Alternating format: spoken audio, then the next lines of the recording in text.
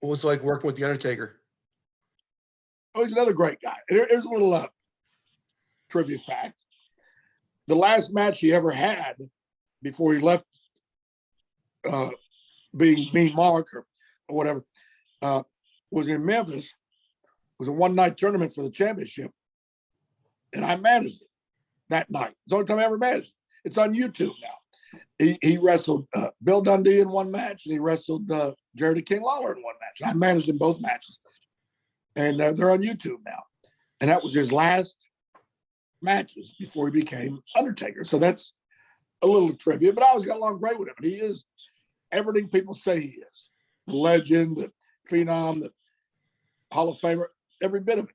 He deserves it. I have absolutely nothing but full, unaltered respect, admiration, and anything else good you can say. Accolades for that man.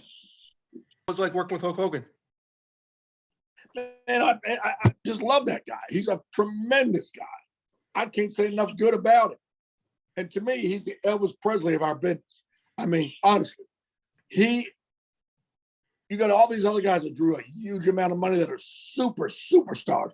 Undertaker, Stone Cold, my best friend, Dwayne, Shawn Michaels, Triple H, on and on and on. But Hogan, look how long he was on top. He's like Elvis Presley. Nobody's in second place. He's Elvis Presley and the Beatles by himself. Right.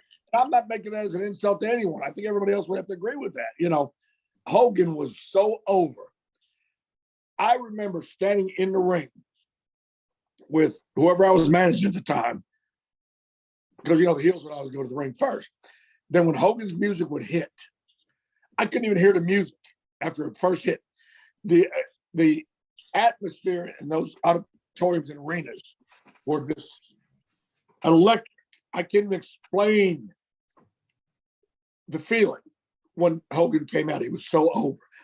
Now, I will have to say this.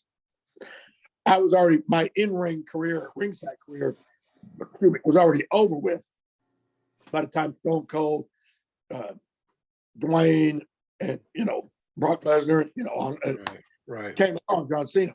So I can't speak to how that would feel being in the ring when their music hit. It might have been the same. I can't, say. But I mean, Hogan was, during my time as an active talent, second to none. And you know what? People don't stop to realize Hogan worked like a little guy. He didn't work like a big guy. He sold and he sold and sold. Yeah. Made that comeback. People went crazy. All he had to do was start waggling that finger. And then when he started doing the hulking up in the ring, forget it. Now, people don't stop and realize if Hogan just beat the guy up the whole time and then just pinned him, he wouldn't have lasted 6 months. Just like in Memphis, Lawler sold and sold and sold and sold. He did more selling than he did being on top. But when he pulled that strap down, people came unglued. Like if Lawler just beat up the guy for 15 minutes and pinned him, he wouldn't have been, like we talked about, the over guy in Memphis. Right. And Hogan will tell you, he sold and sold and sold. He was like a job guy that just ended up getting a lucky win at the end. And that's true. Hogan was the best. I'll never, ever let nobody say any different because he was, I'm not saying the best as far as he couldn't do a hurricanrana. He couldn't do that.